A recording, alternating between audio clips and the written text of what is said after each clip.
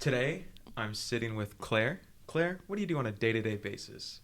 I'm the arts coordinator for the Ponderay Arts Council during the week.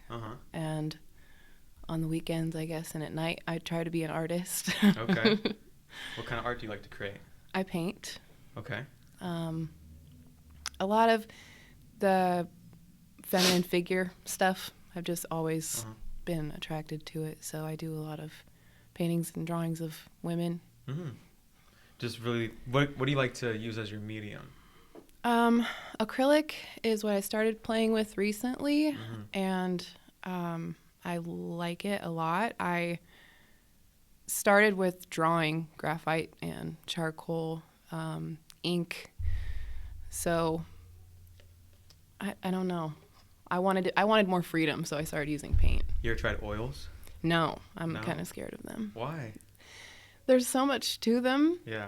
I mean, I paint until late in the night and then just like kind of leave everything, and that's true. You can't really do that with oils when you're painting in your bedroom. Yeah, I have like a little corner in my apartment, and I've definitely like kind of destroyed it. So whenever I leave, it's gonna be a problem because like it's like all over the walls, because Bob Ross, love Bob Ross, just like the hitting of the brush. Oh yeah, that's what I do too. So it's all over the wall. Nice. But how did you become how did you become the position you're in? The arts coordinator? Yeah, I couldn't think of the word. Nobody can remember it for some reason. I don't know. Like I wanted to say commissioner, but that sounded very very formal. Yeah. No. But how'd you get to that position? Well, I was working at Monarch Mountain Coffee, and I suggested that the coffee shop become an ancillary gallery for POAC, which means they come and hang art on the walls and switch it out. And that deal went through, so that's when I met Carol Diener and Hannah Combs, and they hung art at Monarch for years. And I was in the student art show with POAC, and so those things combined, I had those connections to the people within the organization. So when the job became available, their executive director reached out to me via Facebook Messenger, and I got the job. Even though I didn't feel like I was qualified for it, I still got it. How old are you? I'm 31. You're 31? Yeah. Don't look like it. Just thanks. What does art mean to you? I know that's a broad question, but... Well,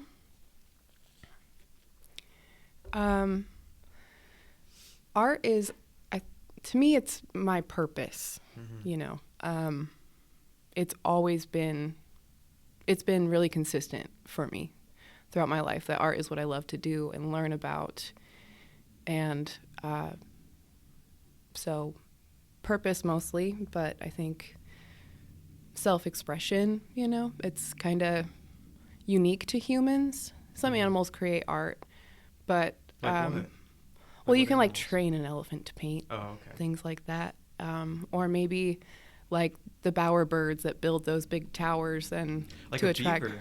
Yeah, maybe. Beaver makes dams. I mean, they make stuff, but it's unique to being human, I think, art making.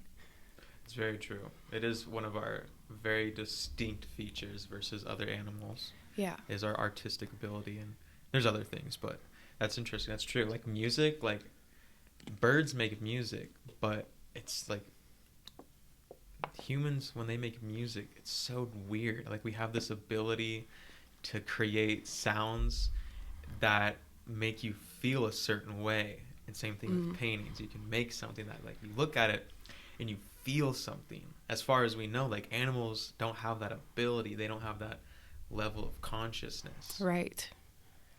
There are some bowerbirds build these huge towers out of like sticks and stuff to attract a mate, and some of them, each bird picks a different decoration to hang on them.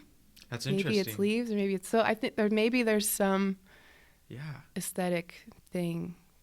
I'd have to look animals, into that. But I've never heard of that. That's interesting. It is, but I think for the most part, it's like a human right.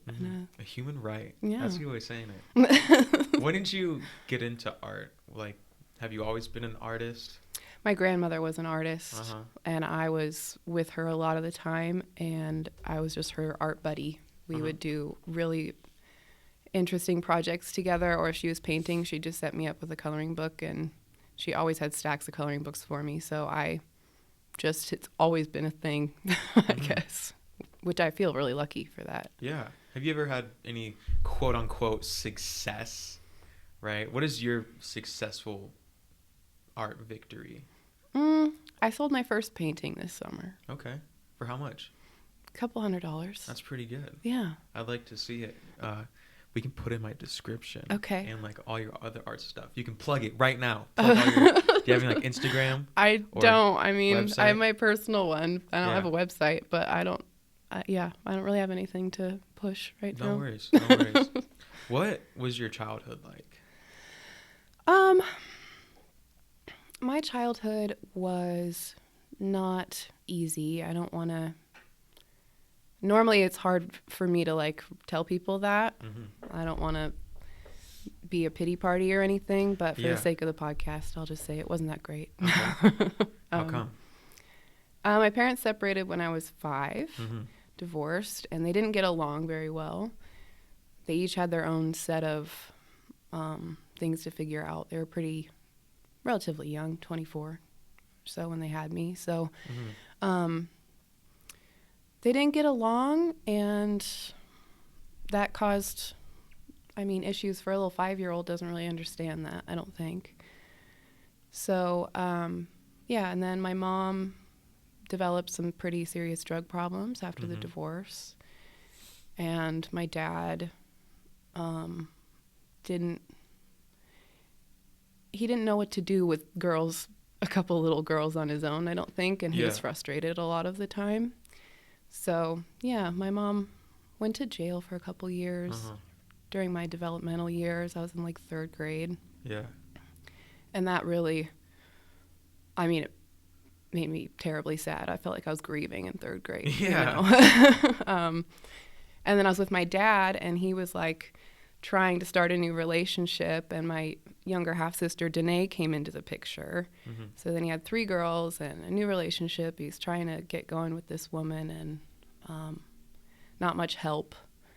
And so between missing my mom and like my dad being frustrated all the time, that's when my self-harm started, was early on. I was like, I'd pick at my scalp, and teachers noticed and all this. And then Mom got out, and we would go back and forth between their houses, and it was kind of a mess at both of their houses. So there wasn't really an escape.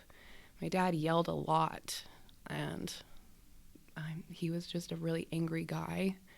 So, we had a lot of chores there, and it was super strict. There was no like school sports or activities of any kind. I'd draw in my room a lot. At one point, like 4 of us girls shared a room. So sometimes we were the smelly kids, you know. And then at my mom's house on the weekends, she was drinking and smoking in the house and having questionable characters come over. So it wasn't really a safe place. I'd sleep on the couch. So if there was a party going on in the living room, I was just kind of a part of the party, you know. And it just went on like that until like my teens. And then at 16, my dad had a really big blowout on me because he found out I was doing things he didn't agree with, like skipping school. And the blowout was so big that I went to the school counselor the next day and was like, I need to live with my mom. I can't take this anymore. And I'd been grounded for like 6 months at that point. And for a 16-year-old girl, like no social life. And this was before everybody had a cell phone. I had zero way to communicate with anybody except for school. And so I would not go to school, and I'd go do what I wanted to do. And moved in with my mom after the blowout. And her drinking was really, really bad at the time. My little brother was there, my half-brother, who she had after the divorce. And we just kind of toughed it out with her.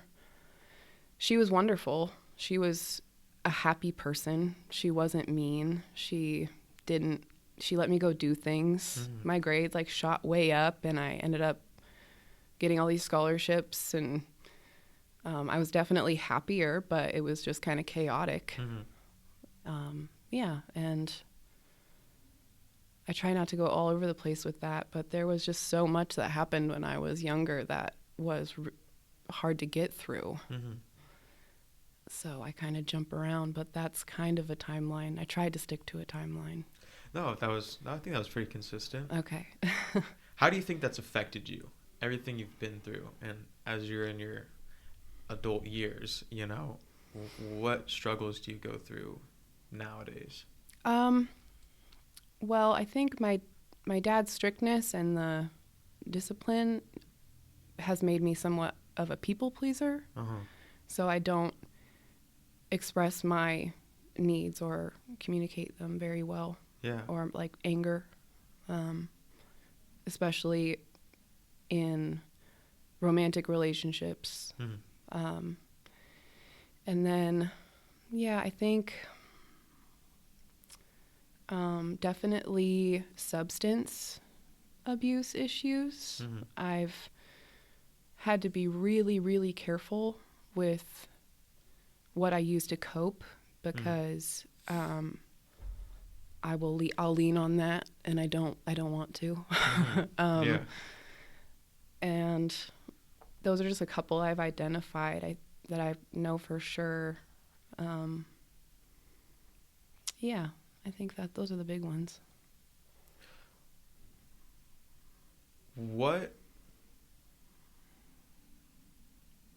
How does that come through into your art? Well, I guess I paint a lot of confident looking women, powerful looking women, or sad ones. Yeah. But it definitely leans more toward my earlier stuff is more the dark side of things, lots of skulls and black, and I don't know if I guess that's just struggle, I guess. I don't know. I don't really know how it comes out. Yeah. What do you still talk to your parents? My father, yes. My mom passed away in December 2019. How'd your mom pass away? I'm still not really sure. That's a story. If you want to go into, okay. Yeah. She was a heavy drinker. Yeah. Smoker, and that December she told me that she slipped and fell on the sidewalk and that her back was hurting her really bad. Yeah. And so I was helping her out doing grocery shopping or prescriptions or whatever, and going to see her, and I knew she was like, I could see she was in pain, but I just figured that she slipped, you know. Well, it got really bad, and her boyfriend at the time called a ambulance, and she got taken away, and by the time I heard about it, she was on 2 forms of life support, her lungs and her kidneys. So she was on a breathing machine and dialysis, and it was like pneumonia or something. They didn't really, there was no real clear-cut answer. I'm thinking that's why her back was hurting, because it was pneumonia will hurt in your spine area. And she was in the hospital for, I don't know, maybe a week. It's kind of blurry how long that went on. I was going to visit her. She was in the ICU at KMC. And so I was going back and forth. And I had them do, she was a vegetable, you know? And I was kind of hoping she was going to come out of it. Yeah. But then it kind of became clear that she wasn't. Yeah. So the doctor did a brain scan for me. I wanted to be sure she wasn't in there anymore. Yeah. And there was everything that made her was gone. They think she had like a stroke or something when she was intubated or at some point. So she was checked out. Yeah. Like mom was not there, hadn't Yeah. been there for I don't know how long. So my sister, my brother, and I had to make the decision to take her off of life support. And we did. And my sister and I held her hand, and it didn't take very long after they take all that stuff out. It's pretty quick. So, yeah, I'm just now, it's almost 2 years since that happened. So I'm still dealing with that pretty heavy. Yeah, I could imagine. So it kind of fuck you up a little bit. Yeah, I think so. It had an effect. How has it fucked you up? How has it fucked me up? It has. I was drinking a little more than I liked for a while. I broke up with my long-term partner after that happened, and I have not really been able to commit or anything since, which is totally opposite for me. I was a serial monogamist, as I like to call it. I would just go from one long-term relationship to the next. And then when my mom died, I broke up with my long-term partner, and I'm not doing the same things I would have done before in that department. I don't really know why that is, but and I think, I don't know, it fucked me up in ways, and it was also the biggest gift in others. How so? I was in a place where I was so depressed and so sad about it that I was in a place where I just couldn't deal with it anymore. I had to take action and do something. And Eckhart Tolle talks about one of these moments that he had where he wanted to die so badly that it switched on something else inside of him. And he saw the world differently. And that kind of happened to me after my mom died. And I read The Power of Now by Eckhart Tolle, and it just completely changed the way I saw everything. And then I got the job at POAC, and I did break up with my partner, and I had a place to myself, a beautiful place to myself that I could make completely mine. And I had my own car to drive myself around, and all these things I'd wanted for so long, and this independence, and everything just kind of came at me just how I wanted it to. And I don't know if any of that would have happened had she not died. It's interesting how life is like that, huh? It's always, what's the saying? It's always two sides to the coin, right? It's always like that. It's never just good, bad. It's always yin and yang. Yeah. There was, and now I'm really close with my siblings, and we all take care of each other. And in some ways it was kind of a blessing. I mean, not really. That's a terrible thing to say, but yeah, I tried to be an alchemist, turn some crap into gold. No, that's a good saying, be an alchemist. I like that. Yeah. And you could, I don't know, not trying to sound insensitive or whatever, but you could say your mom was struggling too, and maybe she's in a happier place or whatnot. Yes. I think either way you get there, where you're so suffering that you need to get to a better place, and some people just are in so much suffering that they drink like that and they get what they want. I mean, you get what you want. We all just want to feel better. So if you can't make it happen, that's the quickest route is dying. You'll feel better. That's dark as fuck, dude. I love it though. That's legit though. So I gotta ask you this. From your mom dying from drinking, how can you then become an alcoholic? Right? How could you? Yeah. What was going through your head? Well, I also loved her. Yeah. And I think a part of me wants to be like her. And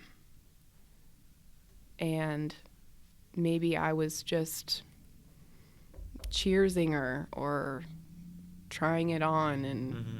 because she lived alone and had her own little setup and everything too. And then I don't think she ever went beyond that. She found a comfy place to drink Mm-hmm. and a comfy situation to support that, and then like built her life around it. So I think me having the same thing, I was like, I could try that. Like, how's it working out? I'm beyond. I'm on to the next phase, I think now. But yeah, alcohol is one hell of a drug, right? yeah. It's terrible. She liked meth first. Oh, that's usually not how it goes. So she traded that in. So I don't know, which, I guess I'm kind of glad she was just a lush, not a meth addict. Do you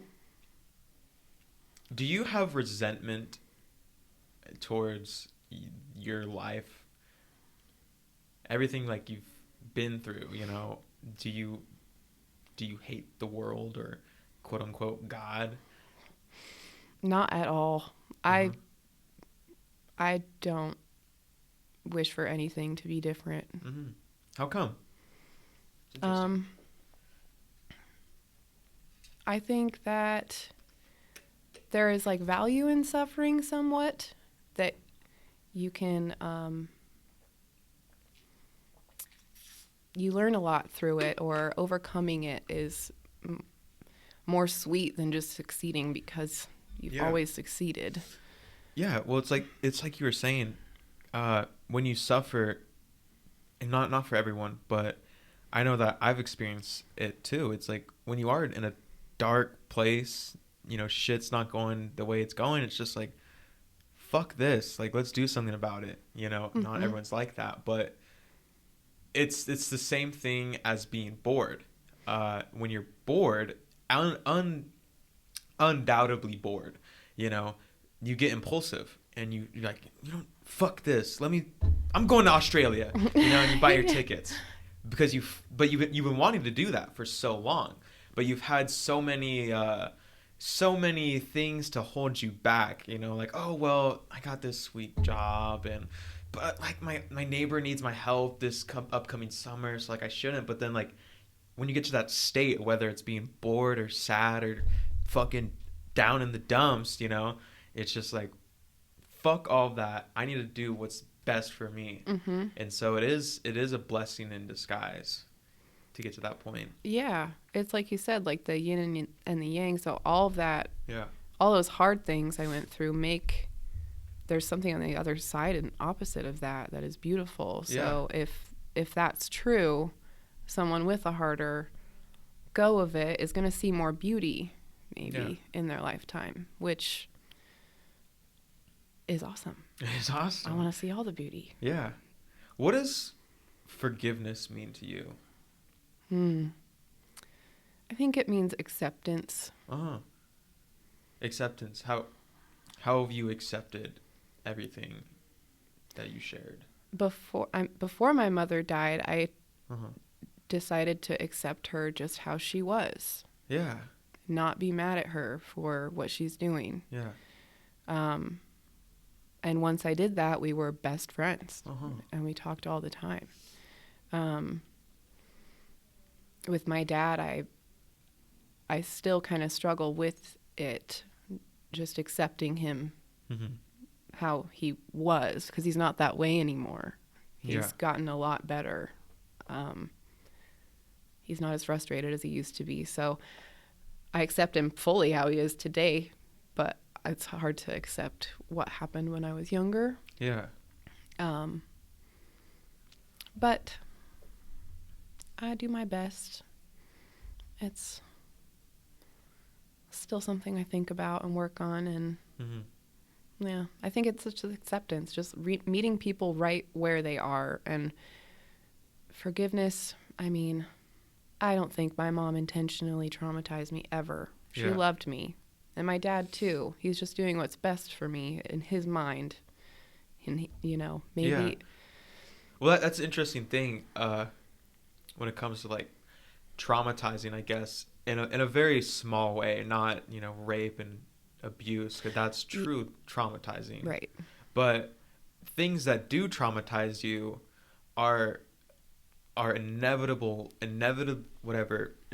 going to happen, and it's like it's unavoidable because you don't know what's going to traumatize you. Monsters Inc., the movie, at 5 years old could traumatize you, and your parents think, oh, nothing of it, but they're going to try so hard not to traumatize you by taking you to the zoo because rhinos are scary, so they try so hard not to do that, but you end up just getting traumatized anyways. It's something you can't stop. And even then, like, you're traumatizing, the traumas you have are unique to you and are unique to your life and have just as much validness versus someone that has, worse trauma or not as worse trauma. It's all still valid. I'm totally copying what someone said. I didn't come up with this. But it's true. It is true. Yeah, I don't know where I was going with that. I think that's it. Maybe the girl who grew up in a really great home and she had this yellow lab that died, her pain is probably equal to the kid who grew up with nothing and just lost his mom. Like the grief is probably equal. Yeah. It's just based on what you've experienced. Yeah, I would say that it's almost, this is kind of fucked up, but it's not, because it's true. It's having your mom die at 7 and having someone bully, I don't know, like your dog die at 24, right? Those are not equal. But they're not equal because that's our human, logic trying to come in and math it out. Like, well, this is obviously way more impactful than this because at 24, you're an adult, whatever, don't be a pussy. But at this, like, whatever, you're 5. Of course, it's like mathematically and logically, those aren't equal. But as emotion doesn't make any sense. Right. There is no logic math to it. It's just emotion. So pain in both of those are just as much equal because it's just pain. Yes. That's a good way of saying it. I didn't come up with that. That was David Cho. You should look up David Cho. He's an artist. I like David Cho. You like him? Yeah. Dude, I love David. Okay. Too. Yeah, but that's what he was saying. He was like, because like he talks about his childhood and he's like, yeah, like my childhood wasn't that bad, quote unquote, but to me it fucking sucked. Right? Because it was just my subjective view, or whatever word you want to say, just my individual life. To me, that's bad. Like I have stuff in my life that's like when I compare it to Auschwitz, it's like, dude, I'm such a pussy. But it's still that emotional pain. Yeah. Good talk. What is your future look like? What do you want your future to be moving forward? Because we can never predict the future, but you got a lot of things checked off when it comes to just life in general. Like parents died. Life sucks. So what's next? What do you want to see have happen next? I'm still kind of figuring that out. It's changed from when I was young. I wanted to be a teacher. I wanted to be married, and I wanted to have kids and own a home. Not in Sandpoint. Yeah, fuck Sandpoint. Just kidding. And now, it's all different. I think right now I'm collecting data. What I like to how I like to think of it. I'm getting experience from POAC, organizing big events, all these things that will probably help me in the future for totally whatever I want, wherever I want to take it. Yeah. But lately I'm feeling really lucky to live in Sandpoint and be born here. Yeah. And have the job that I have and be able to be as involved as I am. And I'm meeting a lot of people like Carol Diener, who's the president of POAC, and other people in the community who are really active and do a lot. The people behind all the events that I've grown up attending and enjoying. And I kind of want to be like them. So I think I'm in a good spot for that right now. But as far as, I don't know if I'll ever be able to buy a house here. Yeah. You know, working for nonprofits isn't like the most well-paying Yeah.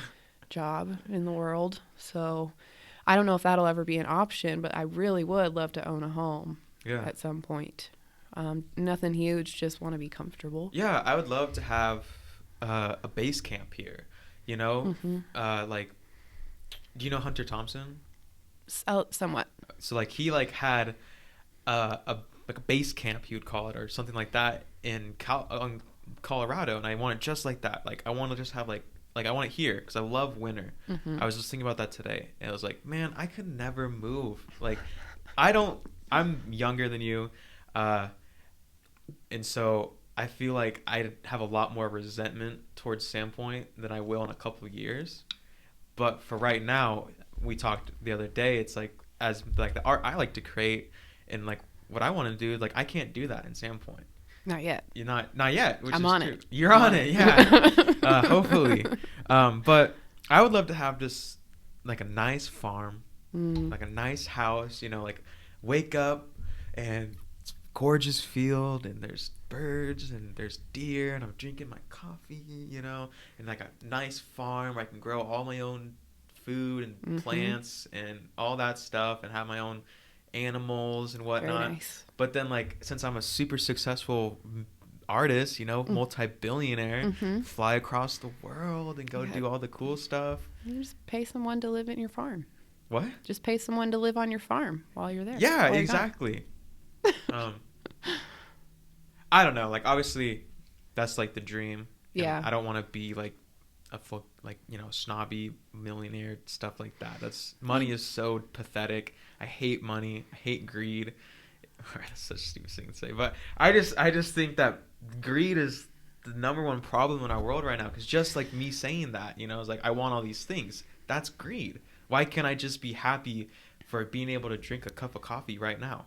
But when does it become greed? Because I think there's minimum comfort that is not greedy. Yeah. And I think there's enough to go around, and everybody can have everything that they want. Yeah. But it just has to, I don't know.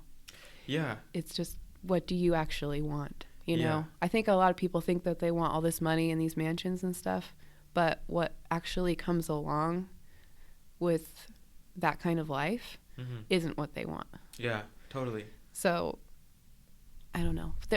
I'm one of those. I just want to be comfy. Yeah. I just want a cute little place, have just comfort. That's all I want. No, you're totally right. I've been thinking about that lately too. Like, what do I actually really want? What I actually really want is just a place that's mine.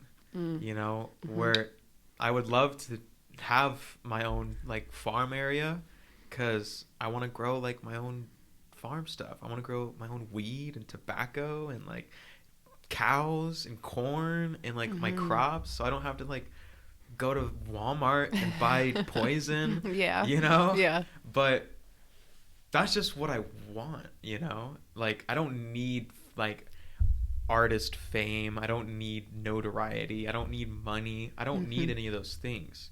You know? All I need is a nice little farm. Happy go lucky. That's simple. Yeah. I feel like that'd be pretty easy to accomplish. I mean, in Sandpoint, not really. It's like 5 years ago, totally. Now, not at all. Damn California's coming up here taking our land. I tell you what. I'll tell you what, boy. I was at Walmart or McDonald's yesterday, and I do like DoorDash, right? And like, sorry, lady, if you're listening to this, but this lady came up to me, and she was like, "Do you make good money at doing that around here?" I was like, "Yeah, I mean, like somewhat, enough to pay my bills." And then she was like, "I feel like it'd be a little scary at doing it around here." And I just knew instantly. She's like, "Oh, you're from California. Okay. Or at least you're not from here because you think this place is scary." Yeah. You know, like, okay, lady. Why? Yeah. Why come if you're scared? But. So, what do you think Deja Vu is? Because you wanted to talk about it, and well, obviously I asked everyone, but like when we were talking a couple of days ago, we had to stop. So what do you think Deja Vu is? I'm not sure what it is. I have it a lot. Yeah. I think, well, I know. Let me ask you this. Sorry to interrupt you. That's okay. When your mom was dying, were you having deja vu? No, I don't. Not that I recall. Okay. I have, I know that I dream about things before they happen sometimes. It doesn't happen. It happens less and less the older I get, honestly. Yeah. But when I was little and my mom's house was getting raided. By the cops? By the cops. I was Whoa. like 7, 8 years old. Why was your house getting raided? For meth. Okay. Mm-hmm. And I was dreaming about, I remember it so vividly still, I was dreaming about yellow alien guys coming in and taking my mom. Whoa. And I woke up to a flashlight in my eyes with a guy with a yellow meth suit on. Dude. And they took me out to see my mom, who was handcuffed. Is that when your mom went to jail? The first time. The first time? Mm-hmm. Did you ever have to be in foster care or? No. Because like, how did you not have like CPS after you guys? She did a couple times, I think. My dad would just take us. He had and my grandmother too would help my dad. So. Have you ever tried meth? Not to my knowledge. Not to your knowledge? Mm-hmm. That's about as far as I want to go with that. I mean, I know what you're talking about. Mm-hmm.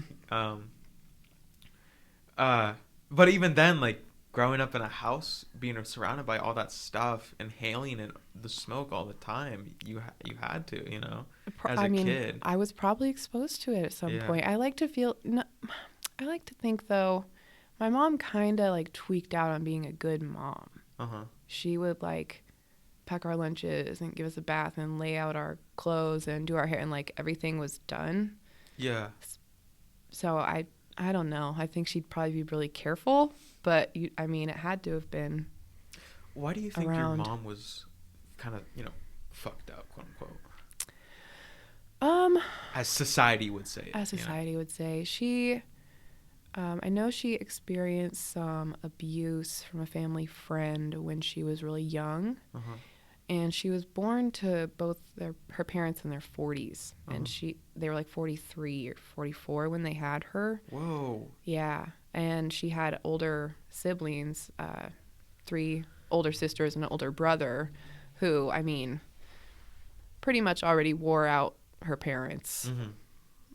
Brother was in like Vietnam, and one of the sisters was like going to Woodstock and doing all this crazy stuff, and they were so worried about her. And then there's like my little tiny mom running around being a baby, and they're like dealing with that stuff. Like, I don't think she really had much of the time or attention. And then when she was growing up, it was like they were done. They were like, go do whatever you want.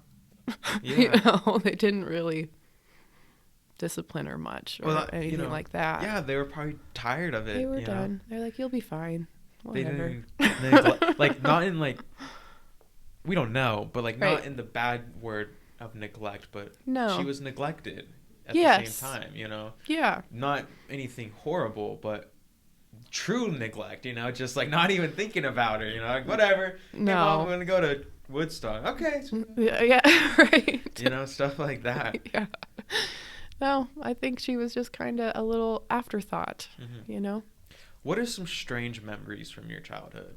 Strange memories. Or, teenagerhood, whatever. Just any strange memories. Because, around living that life, being around it all the time, I'm sure you've seen some pretty wild things. One time, my little sister Leah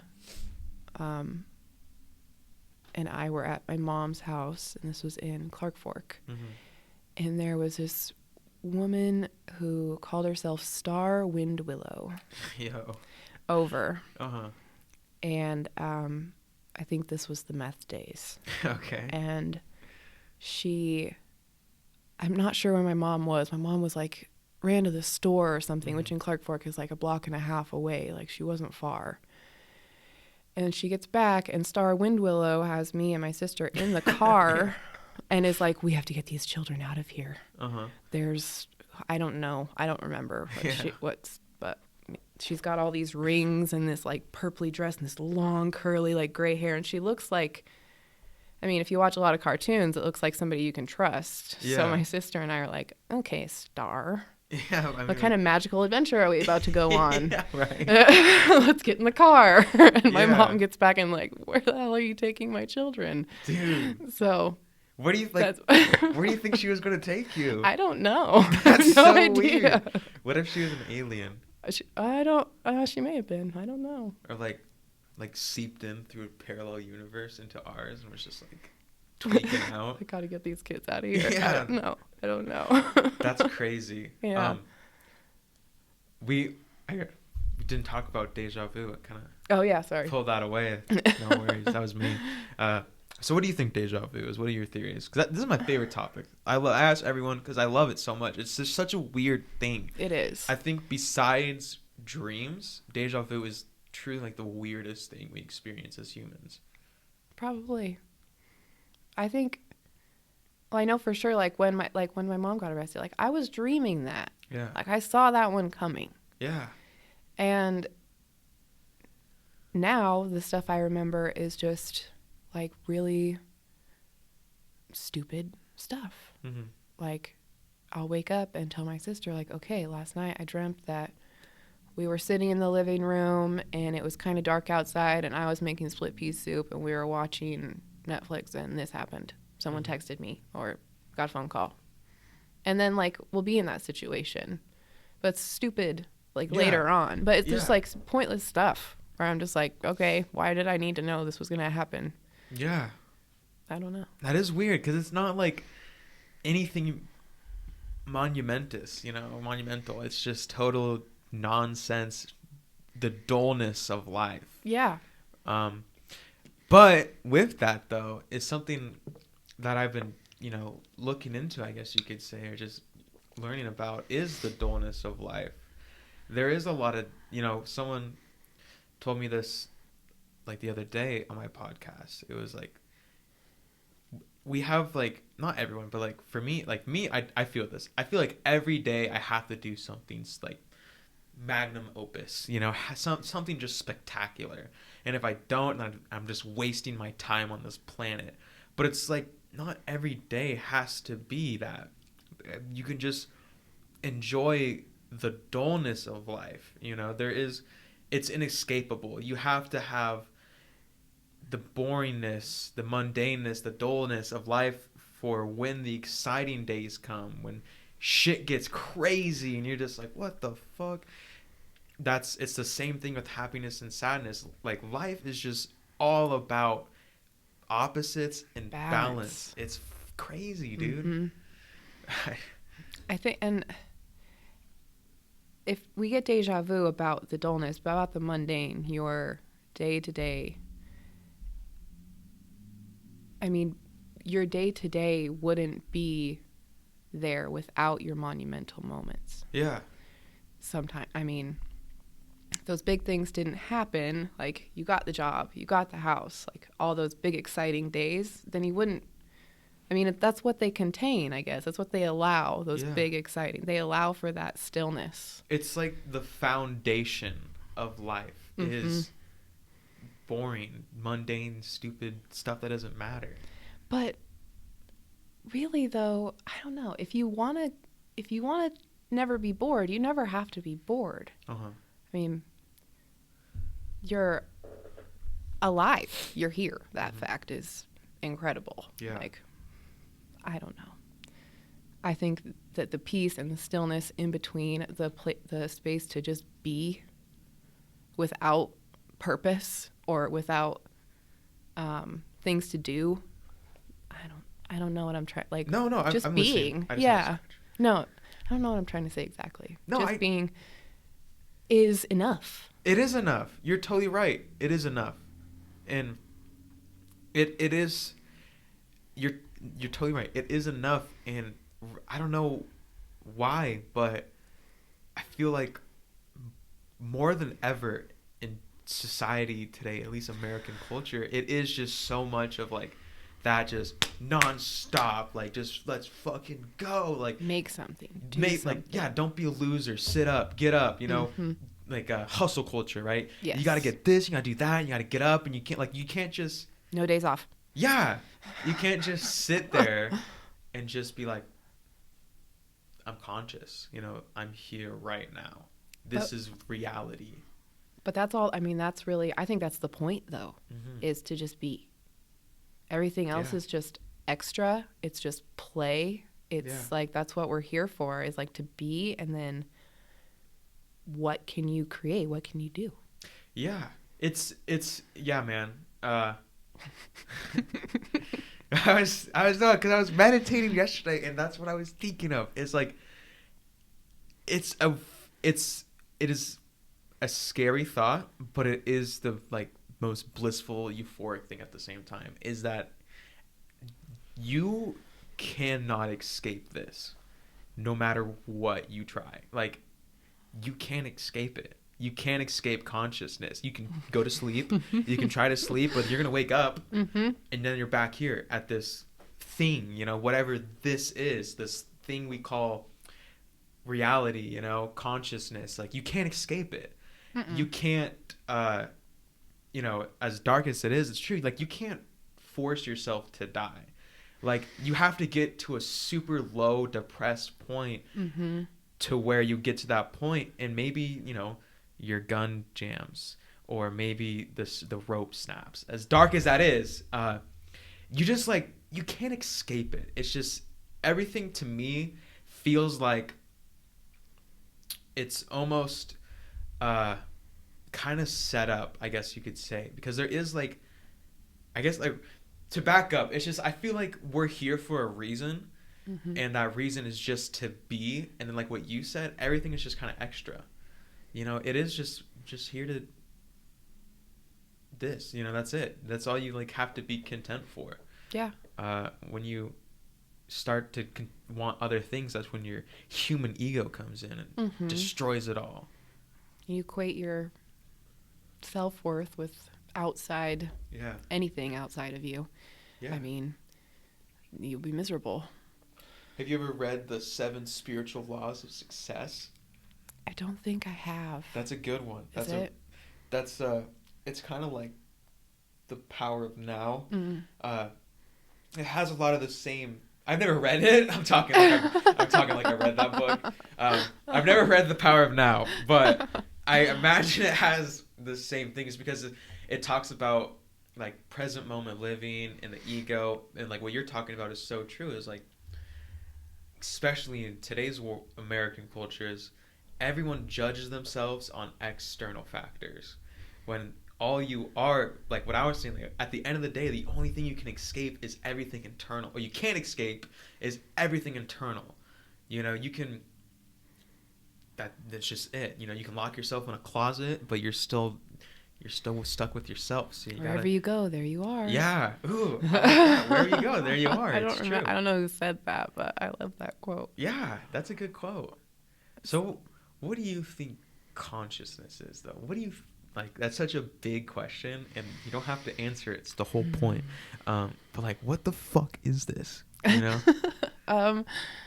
I like how Abraham Hicks talks about it, and so I'll try to convey that idea, is that we are, I mean, consciousness, we're everything, developed consciousness so that it could play, like, just to see what happens. Yeah. And so what happens when it's like the universe is like, what happens when I observe myself? Yeah. Sorry, continue. And that's just curiosity and play. Yeah. So I don't really know what it is. Yeah. I kind of think that's what's going on, though. Yo, you're totally right. It's all we are is the universe folding in on itself to observe itself, right? Right. There yes. Yeah, because I think that's true. I think we're simply just nature testing to see if it could handle consciousness. And we're failing, you know? For the most part, Are we? we're I don't destroying know. the planet. I'm an optimist, but this like when I come on my podcast, all I do is just talk shit and I'm super pessimistic. But I really am an optimist. I have blind hope and faith for sure. I really do. I think not everything's we're all gonna die and this is it. But I think there is good stuff to come. But I mean, it's cycles. Again, it's the yin and yang. Keeps coming back to that. It's like all this terrible stuff that's happening. There's going to be some beautiful stuff on the other side of it. And it might be way beyond our lifetime that you see it. Yeah. So maybe it won't even make sense to anyone at that point. But it will still come. Yeah. Because we're a collective. You know, humans are... Not even humans. Like, the universe is just one thing. You know, we're just the universe. Everyone inside of it is just the universe, and yin and yang, like you were saying. How do you think? Totally, like throwing this off. I guess it's still related though. How do we solve the world problems? What do you think? How do we solve the world's problems? Probably,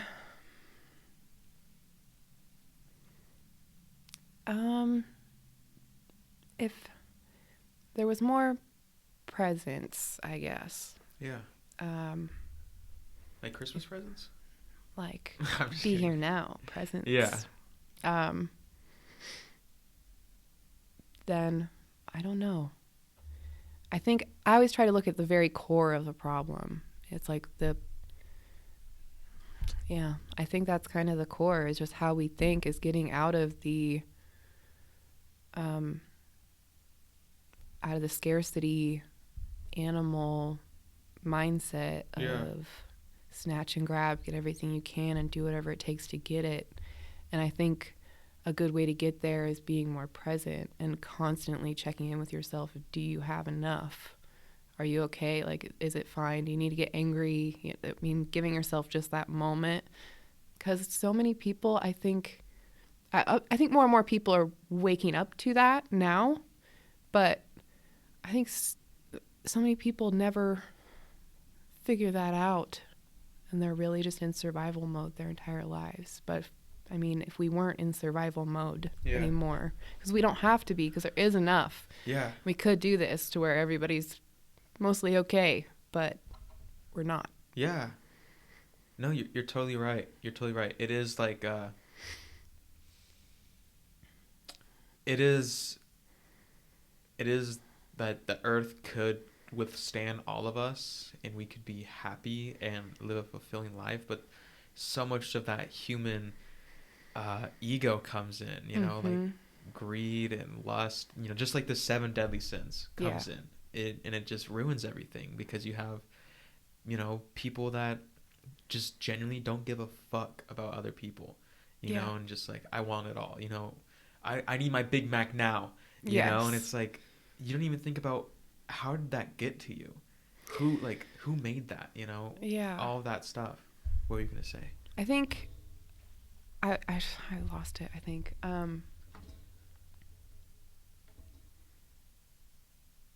I was going to say, I think more people are waking up, and I don't mean to say that I never get angry about my burger taking too long or something, because I totally do. Yeah. I think the majority of people, myself included, are still very much in that survival mode, but the understanding of how to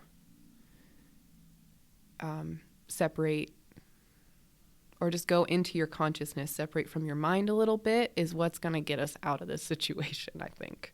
Totally. And I think some people never even attempt it, because it's... Well, they don't even know about it. Or know about it. You know, like, there are, like... It's a good comparison. Like, I think praying and meditation are very much the same. Absolutely. But I do think that some people, and it's just one group of people, you know, I'm not talking about everyone, but because I've talked to people, and talking about Christians just here, right? I've talked to specific individual people, and I've told them about meditating, and like, dude, like, I meditate and it helps me out so much. I get back to like just here and now and not being so in a hurry. And they're like, oh, I'll try that. You know, like they don't even think about it. And it's like, right. It's dismissed. yeah, you just, because it's not it's just not in their realm of knowledge. Or it's just how we're wired too. The logic and the ego side of us is like, seriously, what is sitting there doing nothing gonna do for me? Yeah, exactly. Yeah, Nothing. exactly. It's not gonna do anything for me. I don't feel anything. It wants to dismiss it. I mean, your ego wants to dismiss it. Well, it just goes back to not even like our culture. It is just human need to just do now, conquer. Like it's primal. We need to conquer and then you know, go after the next big thing and then conquer that. So it is like to sit down and do literally absolutely nothing. What are you talking about? And that's then when crazy. you're like, and that's the point of existence too. Yeah. They're like, no, no. I need the big truck. I need the big house. I need to worship the Lord. Like I got all these things I got to do, and like I can't just sit there and do nothing. Mm-hmm. But you know, what is the difference between sitting there doing nothing and doing something? You know, there's not a whole lot of difference. No. It's just like you're still in the conscious realm of here and now. There is no difference. Right. Like, do you get what I'm saying? Yes. Okay. Yes. That doesn't sound like that doesn't make a lot of sense, but it makes sense. We're all just like, it's just like I was saying, like it's unescapable. Mm-hmm. It's just, this is it here right now. You cannot escape it. So I don't know. Worship it. So worship it. Just I don't know. Just be happy. Be happy that you're here now. Yeah. Yeah. I mean, if we could all do that all the time, just walk around staring at trees in the sky and our fingertips and being like, I am here right now. Yeah. Like, you are too. Like, Yeah. I don't know. That's some super hippie shit No. to think about life that way. But It's so true.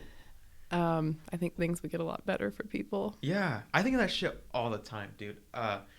And that's what we all need to realize is like, it's just like that moment, like, dude, we're like just like this here right now, right? You and me are sitting here talking to each other right now.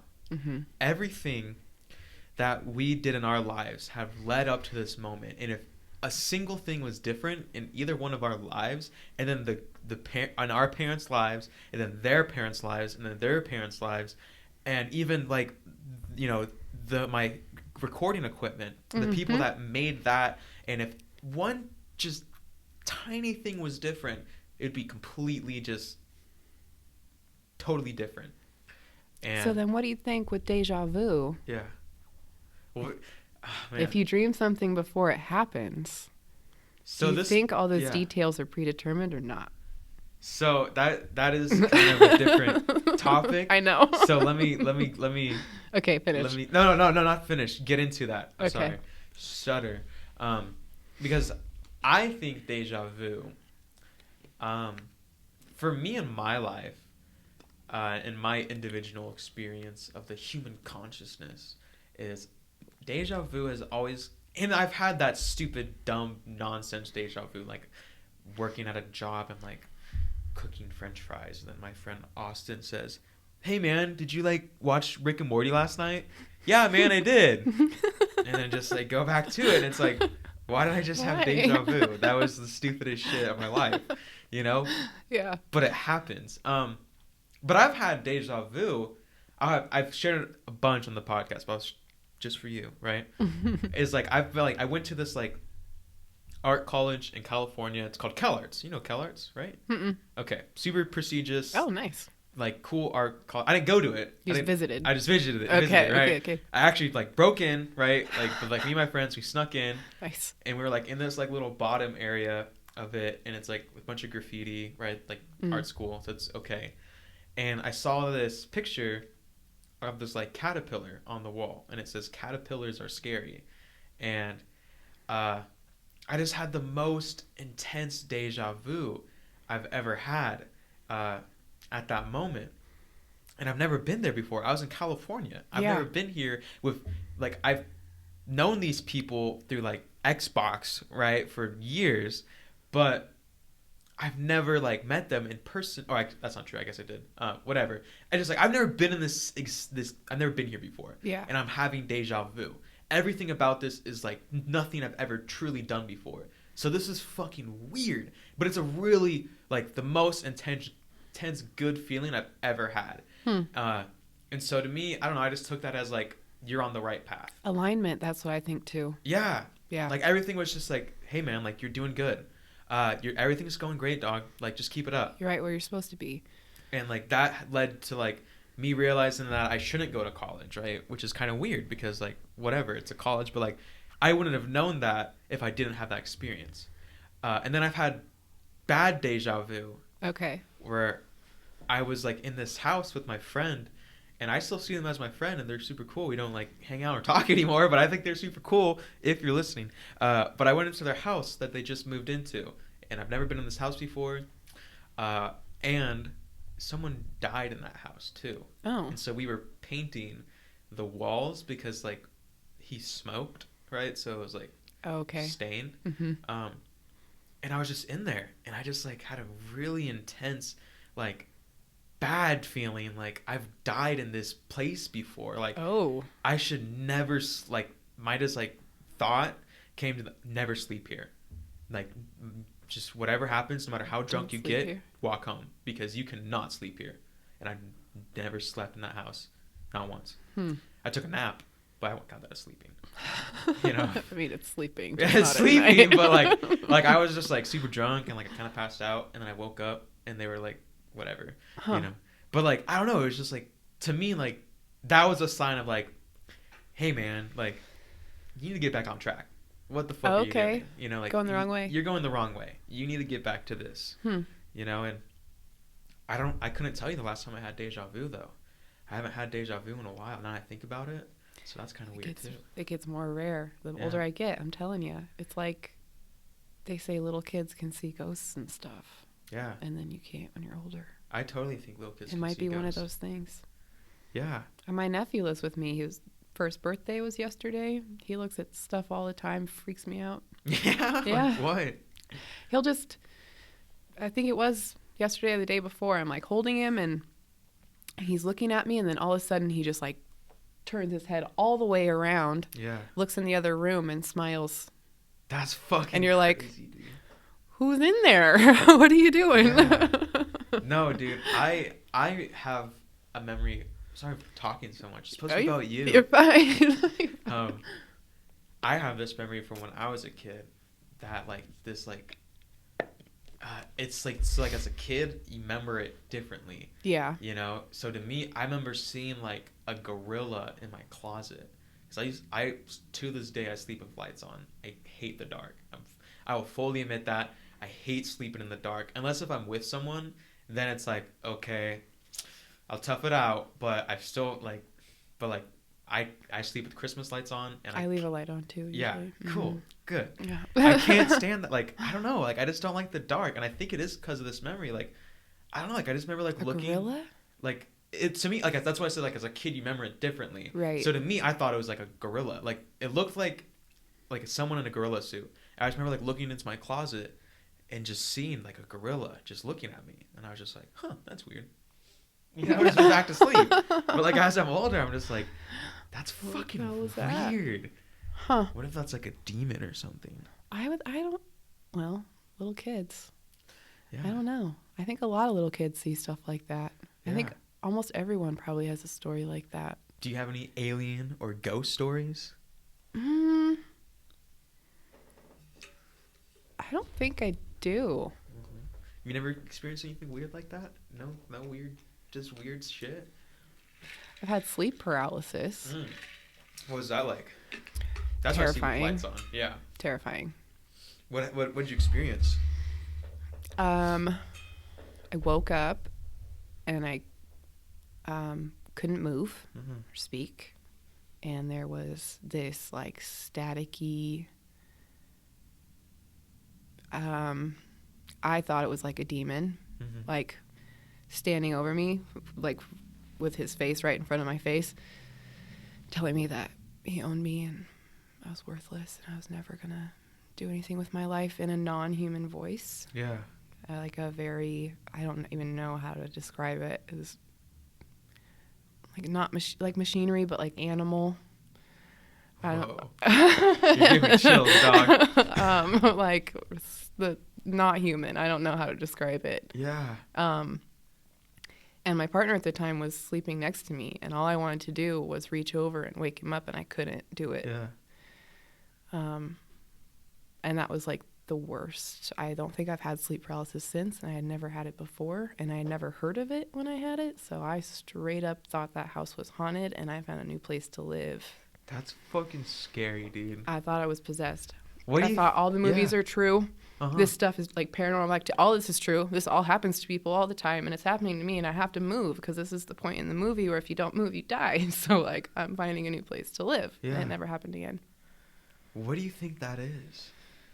I was really stressed at the time. Uh-huh. It's the only thing I can really think of. I mean, once I learned about sleep paralysis and how many people deal with it every single night, I think it was like a documentary somebody released. Mm-hmm. I was like, oh, okay. Do you think that was your subconscious making just like, you know, thoughts are just such a crazy topic to me because you don't think to think of a thought. It just happens, right? Mm-hmm. What did you think about right now? Or here, you said think and thought a couple times in the same sentence or something like yeah. that. I was like, I think Let me thought, throw this at you, okay? Think of 3 big cities, 3 major cities. Okay. New York, San Francisco, and Atlanta. Okay, well, you're not supposed to tell me. Oh. But pick something else then. But, okay, whatever. It doesn't matter because the point is you didn't think about Tokyo. No, I didn't. You think about Sydney, right? No, I didn't. But you know those exist. Mm-hmm. You learned about them. You know that they're there. And so if we had true freedom of thought, wouldn't you, in theory, be able to think of all of the cities or just anything in general, but think of all the cities you've ever learned about in your life and be like, okay, I'm going to pick New York. I'm going to pick San Francisco. Yeah, cool. But you don't. It just like that from whatever, if you saw New York on a cup today or whatever, it's just there. It just pops into your head. When you're doing art, right? It just pops into your head whenever you see like a super cool painting, like the heart I showed you, right? Mm-hmm. I was driving, listening to music, and whatever, just this maybe the certain song or just whatever, I just saw that in my head. And I was like, holy fuck, I gotta go paint that. Flip the UE and went to go paint, you know? Nice. So it's like thoughts are just so crazy. And so like that, like having sleep paralysis, you know, maybe like it's like from another dimension. Like our thoughts come from like entities or another dimension that feed us stuff to get on the right path. You know, the old saying of like the 2 wolves, right? Or 2 dragons inside of you. Whatever one you feed, that's the one you become. Yeah. And you have 2 of those, 2, a demon or an angel, you know, the 2 like, what's the movie? Emperor's New Groove, right? Okay, yes. With Croc, right? Yes. You have those wherever, and they're feeding that to you all the time because in theory, like we were talking about at the very beginning with, you know, laying in your bed and living in fear and loathing and just being boo hoo hoo, you know, listen, yes. I know it's not like how it actually is, but you get what I'm saying, you know. Yeah. Living like that, you're feeding that negative wolf. The demon is feeding those negative thoughts to you. But then once you somehow, whatever, start to think of the positive thoughts and those start coming, you start to feed that wolf. And that's, to me, how Deja Vu somewhat works is whatever, not Deja Vu, but just like, you're going on the right path when you start listening to the right thoughts. Doesn't mean if it's positive or negative. It's just when you're listening to the right thoughts, the right path is coming. Yeah. And maybe sleep. So maybe that was pushing me in the right direction. Yeah. Maybe moving out of that house was a good thing. Maybe. It ended up weird, but yeah. How so? How did it end up weird? I think that pushed me into having my own place and my own car and that independence that I really wanted always. And I had it. I totally screwed everything up, but I had it for a short time after sleep paralysis. But now you have it, would you say better now? Independence? Yeah. Yeah. Are you truly independent? Yeah. Then you got it, you know? I did. You had a but taste it was just, of it. Yeah. I think I've always been pushed that way. So yeah. I would say like maybe you had like, you got that taste of independence, but for some reason you or something else fucked it up. And just the one example, you know, having that taste of independence and then, you know, that certain, in the whole spider web kaleidoscope of your life, having that then led to you thinking, when your mom's dead and everything sucks, to you thinking now those connect to each other. It's like, fuck, man, I want independence, and then you go make some independence. So that small little brief window had to happen. Yeah. For that to happen. True. And everything, whatever leads to this and this and that. You know who Terrence McKenna is? McKenna? I do. Yeah. One of the things that he said, I don't think if he said it, but I heard him say it, is like, each day of your life links back to 4 days of all of life. Doesn't matter if it's your life or just in general. There's 4 days in life that will link to this life right now, and that's why it's happening now, or something crazy. 4 days, huh? I don't know. Maybe it's more than that, but that's interesting. I just like that thought, though, because it's true. You have to go through certain things in life to realize, like even talking to Tom, Tom's had a fucked up life. Listen to his episode, Yeah. But he's like, I wouldn't. Maybe it was Tom. Maybe he didn't say this, but whoever said it, it's like they had a fucked up life, and they were like, I wouldn't trade it at all, because I'm me. I'm who I am now, and that's the best thing ever. It's just being who I am. Doesn't matter how I got here. I'm just here and now as me. Yes. I talk so much. I'm sorry, dog. You're supposed to be the one talking. I know. I'm just kidding. No. I'm just being mean. I'm sorry. Don't apologize. What do you think? So let's get to the podcast questions, right? We kind of answered some of them, but what do you think is the point of birth? Why are we being born? Why are we born, to enter into this life? What do you think is before birth? So it's kind of like a 2-question thing. I don't really have a solid answer to before birth. I don't claim to know. I'm open to whatever ideas, I guess. I've sometimes thought about it as like, are you a bunch of different particles from a bunch of different things, a little consciousness in a tree? And so I'm just like a little tree here, a little squirrel there, like this, that. And you come together at that moment when you're born. Or are you, like Abraham Hicks talks a lot about how you chose this. And I like that idea of somehow your consciousness being like, oh, I need that experience. Or, and maybe, that's more of a Buddhism idea, is like trying to reach enlightenment. You're like experiencing all these different, your soul's going through all these different scenarios until you get there. Yeah. But I don't necessarily believe that there's a finish line. Yeah. But maybe just, maybe I'll just be like consciousness up here out in space for a little while, or like it's like a vacation or something, and you're just like, oh, sometime on Earth would be good. Yeah. No, I don't know. A video you should watch. Oh, it's like a short story, but I watched the video. It's called The Egg. The Egg.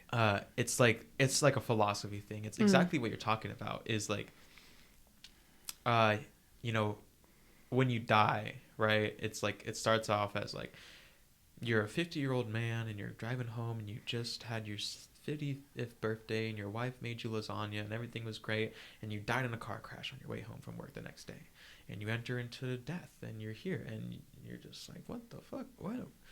It's a very familiar feeling almost at the same time, though. You're like, what just happened? And then God comes down and he says, hey, how was it? And you're like, what do you mean, how was it? He's like, oh man, I have to explain to you every time, right? Yeah. And then it's like he explains to you, like, listen, like, you are gonna live every single life that's ever happened. So I'm gonna, like, if I die tomorrow, I'm gonna choose to live your life next, or whatnot. And you have to live through every single human life that's ever happened, or just every single life. Deers, plants. You have to live every single life to gain all of it. And then you will be able to create your own universe and be God and do whatever you want. But you have to experience everything. Single thing. And I like that a lot. I think that's more logical than like heaven and hell. Like, that's just so stupid to me. Like, I think it's stupid too. Why do you think so?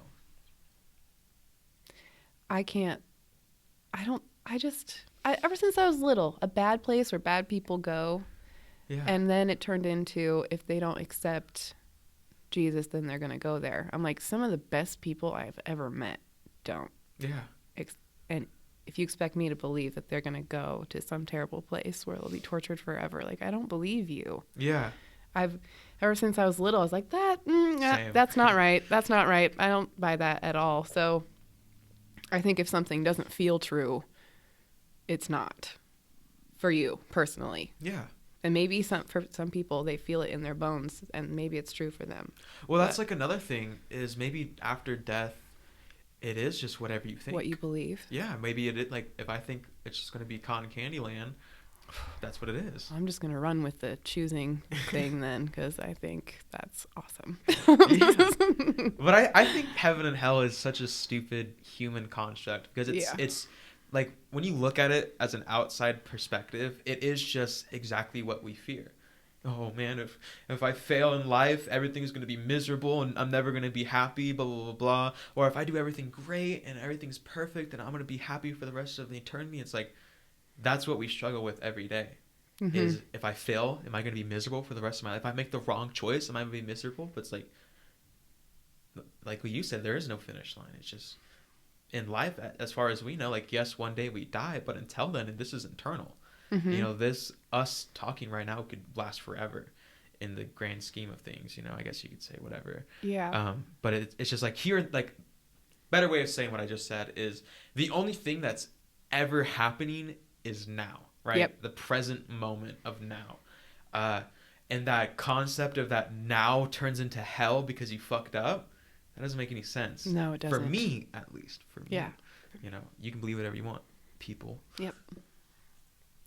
Nope, it's never stuck with me. And now that I've lost people, yeah, I believe it even less. I mean, if that was possible, it wasn't really. But I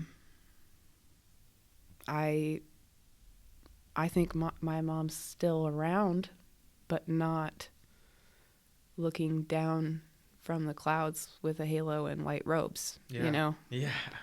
I just don't think that's what's going on. Yeah. The person I just interviewed the other day, she said, and this isn't her idea, obviously, but energy cannot be created nor destroyed. True. It's just the cycle.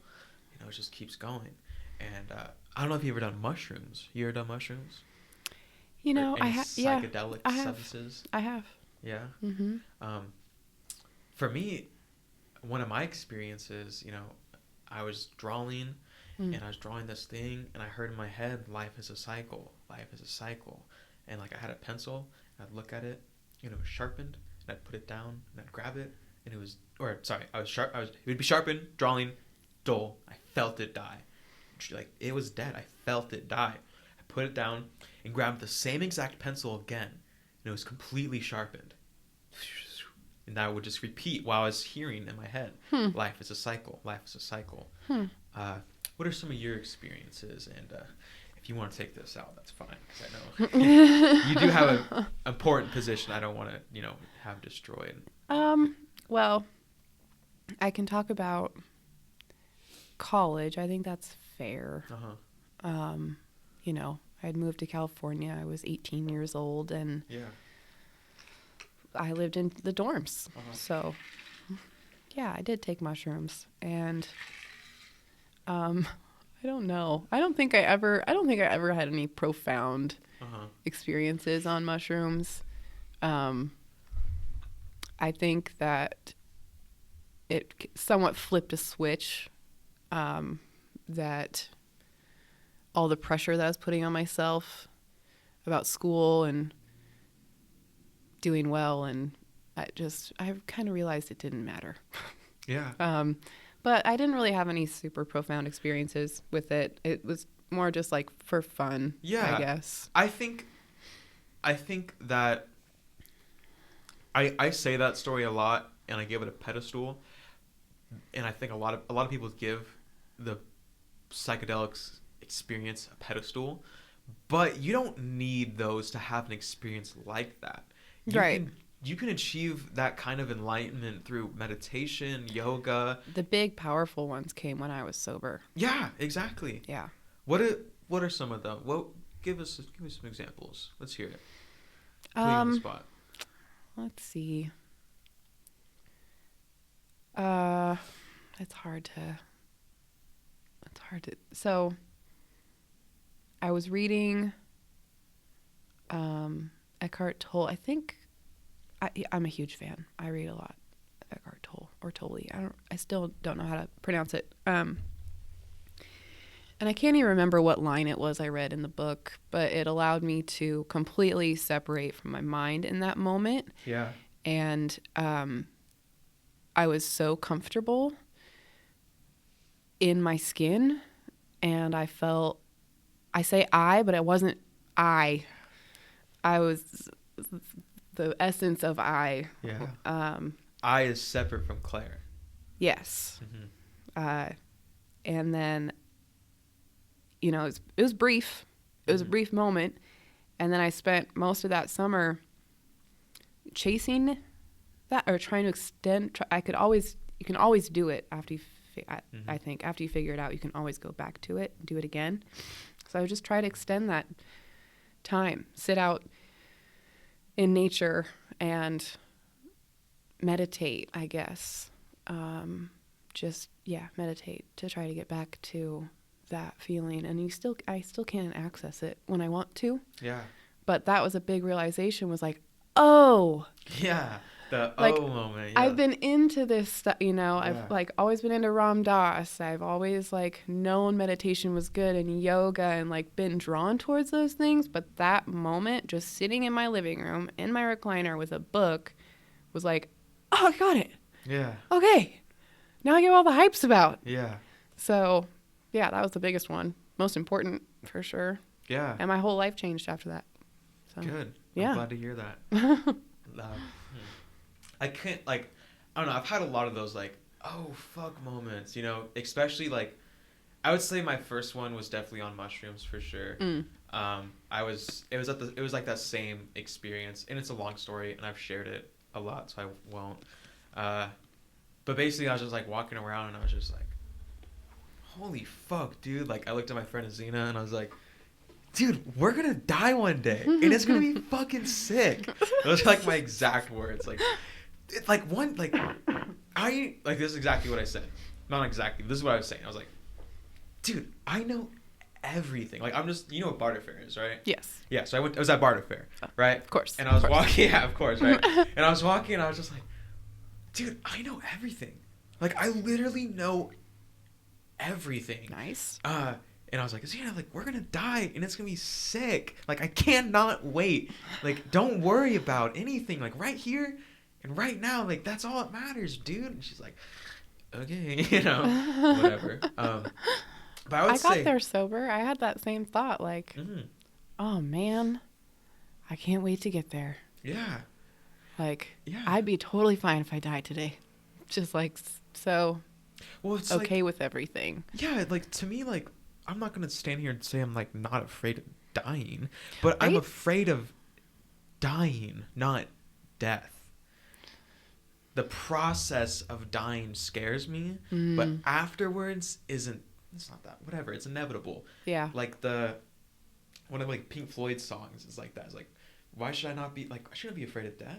So we all gotta go sometime. Might as well embrace it. Like, don't ignore it. Yeah. Because it's true. You can't control that. No. Sorry. I think it'll be awesome. It's gonna be sick. The process, you know, scares me too. But, you know, if it really sucks, then maybe death will be just that much more beautiful. Yeah. Well, it's also like, what is it? It's like, think of the last time you felt pain. Mm-hmm. It's like physical pain. Sorry, not mental. That's a little different. But physical pain. It's not necessarily the pain that hurts. It's more of the anticipation of, is this gonna, like, how is this gonna affect me? Is it gonna go away? And beforehand, like, oh, this is gonna hurt so bad. Like, I can't. You build it up. What? You build it up? Yeah, you build it up. You make it you give it so much power. Yeah. And you make it up. But, like, it's not You're that suffering bad. before you're even in pain. Yeah. Because you're so stressed and worried about it. Yeah. And that's just presence. And it's like, don't worry about it. And then when it actually starts, like, I got a tattoo on my birthday recently. And I was kind of nervous, but I tried to check myself and say, no, we're not going to freak out about this. You've spent lots of hours with a tattoo needle on you this far. I don't know why I still get nervous, but I do. And I anticipate the pain. Get myself all worked up. I tried not to. And you know what? It wasn't that bad. Yeah. It's really not that bad. It really isn't. And then I realize at the moment that they start, and I'm like, oh yeah, I can handle this. Yeah. That's a very... When it comes to tattoos, obviously there's a lot of stuff that hurts and it sucks. But, like, tattoos get so much, like, fear. But they really don't hurt that much. It's just more of annoying than it It's just uncomfortable. You want it to be over. Like, but you're not, like, writhing in pain. My tattoo right here, like, on my collarbone, right here, that fucking hurt. I'm going to be honest. You get to the bone. Yeah. The bone hurts. But other than that, like, just my whole man boob, like... It was fine. It didn't really hurt, you know? When I got my side done, it was in a spot that was no bone near all my organs, and I could feel my organs vibrating, and that was the most creepy, crawly, uncomfortable thing I have ever felt. Like, I was all of a sudden very aware of where my organs were, like, at, and, like, not which ones. I could just feel them, and you usually can't. Yeah. It was horrible. I wanted it to be over so bad. Yeah. I'd much rather get the bone done than my... Yeah, you're making me quiver, dog. I got some goosebumps coming in for sure. How many tattoos do you have? Well, I have one really big one. It's a sash that goes across my back. And it has like 15 or 10 or 12. I don't know exactly. I haven't counted in a while. Flowers in it. And then... 4 or 2, 3, 7. 7 tattoos? I think. One of them is really big. What is it? What do they all mean to you? The big flower sash, is what I call it, is all my family members' birth month flowers. So that's just kind of my making peace with everything and saying I wouldn't be made up into this one thing without all these people, and anyway, that's my honor to them. And then I have a magnet with the number 13 on it with my brother, because we were the shit magnet kids growing up. And I have a rabbit in a hat that I picked off a Friday the 13th flash sheet for $20 or something. Cool. And then I just recently got an eagle eyes tattoo by my own design by Jeremy Johnson in Sandpoint. He's the best. Okay. And oh man, I may have 8. I have a little butterfly. That was my first one. I got that one because of Ram Dass. I have some on my hands that are Atmosphere lyrics. Cool. Atmosphere? Yeah. Oh, I love Atmosphere. What are they? I've got much to teach and much to learn. Oh. It's from Woman with the Tattooed Hands. Yeah. Yeah. Dude. Huge fan. Dude. Whew. Huge fan. Gossip. I like that. That's sick. I have a lot. I mean, and I'm planning to get more. I don't know. There's a lot to go through. Yeah, I only have this one, but I'd like to get sleeves. I think sleeves would be pretty BA. That's kind of what I'm working on with my right. Yeah. I kind of want it to be it's going to be kind of just patchwork, and then I'll fill it in the in-betweens. But yeah, I don't think... It's like, so like for me, like I want this sleeve to kind of have meaning, like maybe like childhood. Like what I was thinking of is like kind of like childhood shit right here, and then like kind of like some teenage stuff, and then like young adult stuff that like all has meaning and like stuff, you know. But like this one, I kind of want to have like cool shit, it's you know. Yeah. Like I was thinking, like I don't know, like it's so funny. Like I was also thinking, like like Ripley's Believe It or Not. I was thinking of like, what if I was like the guy that had the most animal tattoos? Because there's so many animals that I love and I want to get them tattooed on me, but it's like it's just so many, like, owls and bears and, like, rhinos. Like, they're all so fucking cool, you know. And that's why you just want to get them tattooed because you love them? Yeah, because they're cool and they have meaning. Like, my wolf has meaning. An owl, I like owls because I feel like they're, like, it sounds so stupid, but, like, I love owls because they're, like, mysterious and wise. You know, like, owls are smart as fuck. They're super cool. They are. Like, barn owls, dude, I don't know. Owls are just sick. I just love animals so much. This is a whole topic. I could keep just saying animal and then saying they're sick, they're cool. But I'll save you the oxygen. So, I mean, we've kind of talked about this, but let me hear it in your own words. What do you think the point of the stuff in between is, right? Because we talked about birth, pretty much talked about death. What do you think this is, though? Like, why are we born in the first place? Why do we start consciousness, enter into this realm to eventually just die? And as far as we know, just we leave this, whatever, you know, we're born and we die, but there's this stuff in between. And what is the point of that? I think to play as a conscious being. And when I say play, it's to create. You know, we were talking about how thoughts just are and how thoughts can become things. So I try to look at the stuff in between as like a game. How much, if I envision this thing that I say that I want, how close can I get to it? How long is it going to take me to get it? Little things. I'm going to find a $5 bill on the sidewalk. Okay. At some point. Okay. How much focus do I put into that? The more focus I put into that, the more likely I am to find it. Yeah. Sooner. Yeah. If I put a lot of focus into it, you'd see me walking around all night, up and down town streets until I find a 5. And I'd probably find one, maybe, I don't know, tonight, tomorrow. Yeah. But what can you make happen? Because you can make anything you want happen. Or like making art. You're like, this is this idea in my head that I want it to look. Can I make it look like that? A lot of times the answer for me is no. What I desire to make is far beyond my ability, but I'm making it anyway. I'm seeing how close I can get. I'm playing. So, or like recently I tried to start eating better, and my attitude towards it isn't, oh my God, I want to be like so skinny. I want to be like Kendall Jenner hot, so I'm going to eat rabbit food for 3 months. The way I'm looking at it is, I wonder if I start doing this, how much better I'm going to feel. I wonder if I change this one thing, if I remove this element or add this new habit or routine, like, I'm curious to see what happens. Am I going to feel better? I anticipate that I'm going to feel better. Yeah. And then as I do, that's like, it's play. I'm just doing it to see what happens. There's no pressure on it.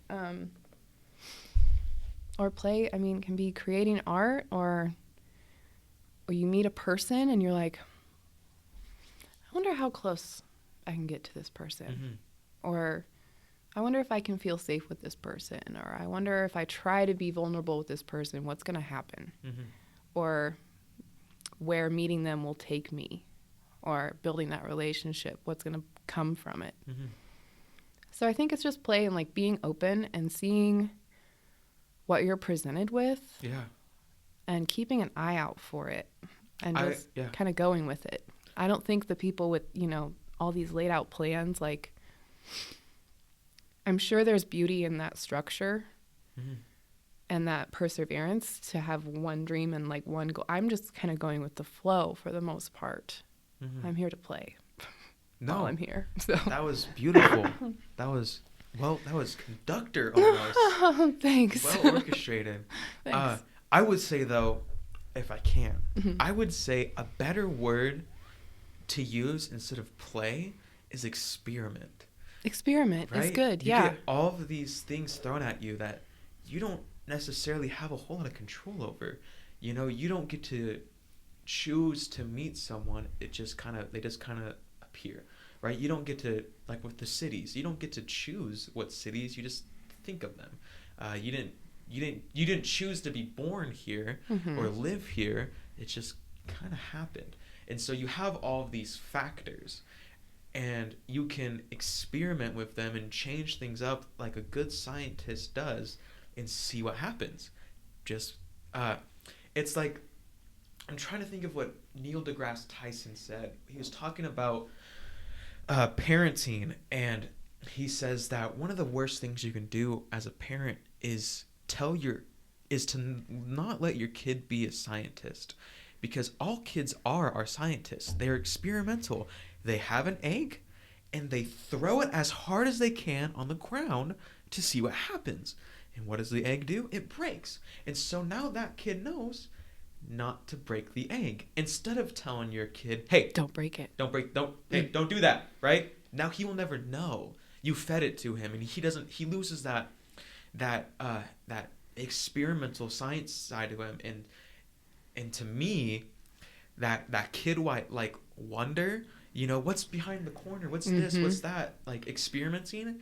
When you lose that, which a lot of people do as they get older, when you lose that curiosity, that scientist in you, that's when you die.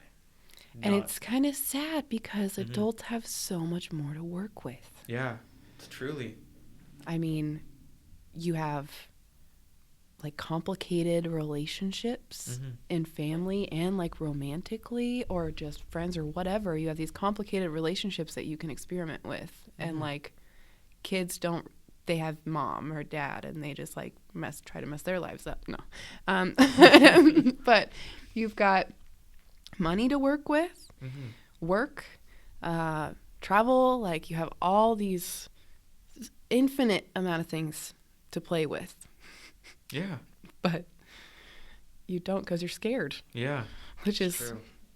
I mean, I'm not saying that I'm not scared of stuff because I absolutely am. Yeah. But yeah, I just want to explore as much as possible. I feel the same way. I would love to travel. My number one, Iceland. Ooh. I want to go to Iceland so bad. I don't know what it is because I have like as far as I know, I have no like Icelandic DNA in me, whatever you want to call it, right? Viking. But for some reason, I just love Iceland. Like, it's so pretty. Like, there's the no aesthetic. Yeah, there's like no trees, Uh-huh. but like you just have these giant fields and valleys with giant storm clouds, and it's so fucking pretty. And I want to see it so bad. And so You will. You will. You will see it. Yeah, I like that. Something I thought of today is, and I'm not the first one to think of this concept, but it's true. Is like, you either live in fear, or you don't live at all. Because it's true. You either full sender, right? You do everything you can, and without any fear, or you're just existing in this bubble of fear. And fear is not a bad thing. It's good to have. But when you let it consume your life, like it has been for the past year for almost everyone, we've just been living in this constant negative bubble of fear from, politicians, social media, our peers, just constantly negativity, fear, life is horrible, this boom, boom, boom, boom. It's, to me, I see it as it's intentional almost to get people to not reach that true level of consciousness, to not reach that true level of themselves. Like, Jacob has to be the best Jacob he can be. And living in fear is not going to let me do that. And so one of the big reasons why I haven't gone to Iceland is because my passport's not here, right? But that's just an excuse, right? The main reason is because I'm too scared to go do that. I don't want to go to Europe all on my own. That shit sounds scary as fuck. I feel you. But it's like, I'm going to Mexico in 3 months by myself. Are you? I Are you am. actually? You got the plane ticket? Yeah, in the room, and applied for my passport. I'm going. You got more balls than I do. I'm scared. I'm so scared. I mean, ugh. But like another thing about it though is it's so true. And I was talking to a homeless guy last night about it, and he validated it for me. Granted, he was kind of a tweaker at McDonald's, but Nice, still, nice. he was funny. He kept flipping me off as a joke. But I asked him, because I've heard someone say this before, because it's true. You look at your phone, you see all. I've said this before. You look at your phone, you see all this negativity shit. The world's horrible. 17 people just got murdered at once. You know, it's like, I'm not saying that stuff's not real and it's sad, but you look at that and that's your perspective of the world. But then you go outside and you walk to the gas station that's like, what, 10 blocks, and you talk or pass to 20 people, and how many of those people are in a bad mood? Right. Probably none of them. They're either going to just be, hey, how's it going? At least in Sandpoint terms, right? Yeah. Hey, how's it going? Or, hey, I like that jacket, you know? Or they won't even say anything. But none of them were just like, man, I'm like, I hate you, you know? Like, they're not like this monster that we create. Same thing with, like, Mexico, you know? Like, obviously, like, it's different. Uh-huh. But I guarantee you, like, I was talking to the girl I just interviewed the other day, and she went to Costa Rica by herself, right? And I asked her, like, what was, like, the most scariest thing you experienced? And she's like, she told me her story. Listen to the episode to find out, right? I'm just kidding. She was, like, in a taxi, and, like, they couldn't, like, understand each other because she didn't speak English, and, like, he was, like, going the wrong way, right? Oh. He wasn't going to her Airbnb, and she was, like, kind of getting freaked out and was like, I'm going to jump out the, like, blah, blah, blah, blah. And he was like, oh, okay. And he, like, took her to her Airbnb, right? But it's like, that was the worst thing. That moment, yeah. And it's like, really? That was the worst thing? Like, there's so many horrible, tragic things that could have happened, and that was the worst thing that happened. You know? So it's like, we just create these ideas of what's going to happen. Oh, yeah. I had someone, I told somebody about it the other day, that I was getting my passport, and they're like, oh, yeah, well, you know, be careful going by yourself, because sex trafficking. That's true. And they're like, and the cartel.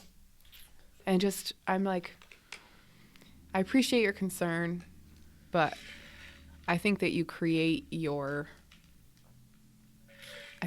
reality in a way by what you pay, with what you pay attention to. Totally. So I'm thinking about beaches, and I'm thinking about, like, the balcony attached to my room, and how, like, I'm going to have coffee in the morning out there with, like, a book. Yeah. And I'm like, I'm picturing that kind of stuff. I'm not going to be scared and worried about that stuff, because what's the point in really worrying about it anyway? If I get snatched off the ferry and I disappear off the face of the earth, had a good run. Worrying about it beforehand doesn't really make much of a difference. So yeah, that's like one of the things that book says. The spiritual laws of success is like to like always worry about the future and try to prepare for the future is just a waste of time, because one, it's never how you think it's going to be, Murphy's Law, right? But with that, when moments like those happen, because they do, it's life, when scary holy fuck moments happen, you're never going to be prepared for them, no matter how much you do prepare. You're never prepared for them. Right. So it's like, just stop wasting your time. When the moment comes and you react to it in the present moment, that's the best amount of preparedness. That's the most prepared you'll ever be. It's just in that moment when it comes. And I think preparing, there's things that make sense, things you can control, you know. In order to prepare, I'm not going to pack a coat. Yeah. I'm going to pack a swimsuit.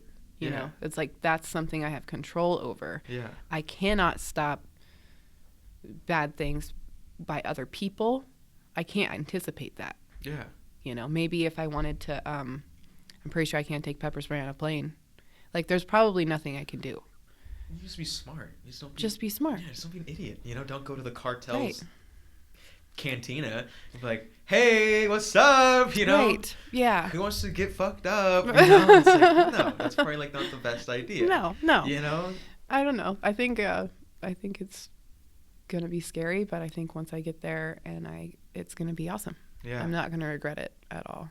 And like a great thing too that she said that I didn't even think about, is so true, is like, it's just all about perspective and how you look at it.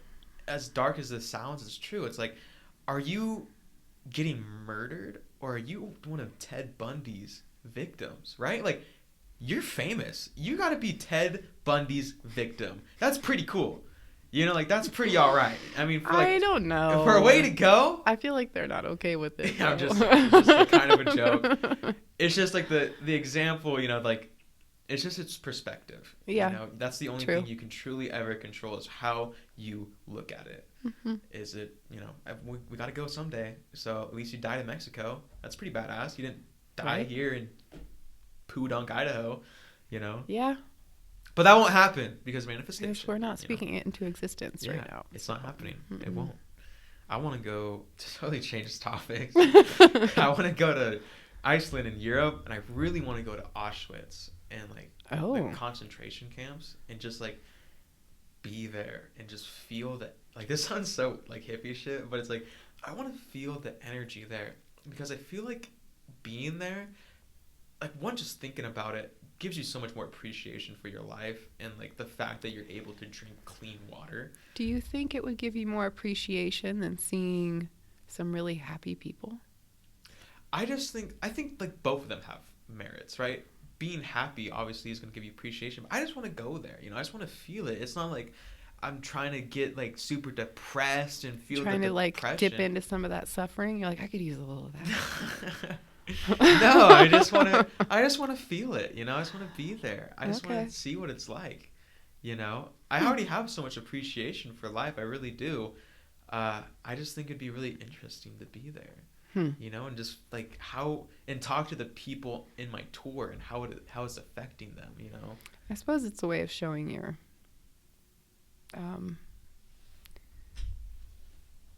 honoring those people who died there. Well, it's just like our society is so stupid and tragic because it's just like what I think about, dog. It's just like you look outside and it's like I gotta have the biggest truck, and if I don't, my life is worthless, you know? It's like I gotta post the hottest selfie on Instagram. If I only get 10 likes, I'm a loser. But it's like at least you can have a job that you like, you know, and like, or even you can choose to have a job you hate. You could, you know, yeah. Like you don't have to. At least in America, in where we are right now. Not everywhere is like this, but it is just like you can always find appreciation in your life for what you have because there is always someone that has a worse life than you. Yes, that's what I'm saying. We've been talking for a while, so let me give you this last question. Okay. We pretty much touched on everything. Everything you've been through in your life, good and bad. What advice would you give to someone listening that's been through just general advice that's been through what you've been through? Just any advice in general. Be here now, man. I don't know. I think that's the core best general advice is be present as much as you possibly can. Yeah, that's it. Is there anything else you'd like to talk about or share? I don't think we missed much. I think we talked about a lot. Yeah, I think so. I just came here with no expectations, so we got it done. Let me ask you this. How come you wanted to come on the podcast? Because you were the first person that's found my little podcast card on a bulletin and had it and reached out to me for the most part, right? It was... So why did you want to come on the podcast? I think... Why did I? I just think that when people hear my story, a lot of times they're like, it's unexpected, or they're like, wow, or I connect to people through it. So... And all kinds of people. I don't discriminate either. So I guess when I saw on there that it was like birth and grief and death, I'm like, oh, done a little of that, done a little of that, done a little. I think I could be on there. I might have something to say or something to share. That's all. You really did. You really did. Thanks. Thank you for your time. Of course.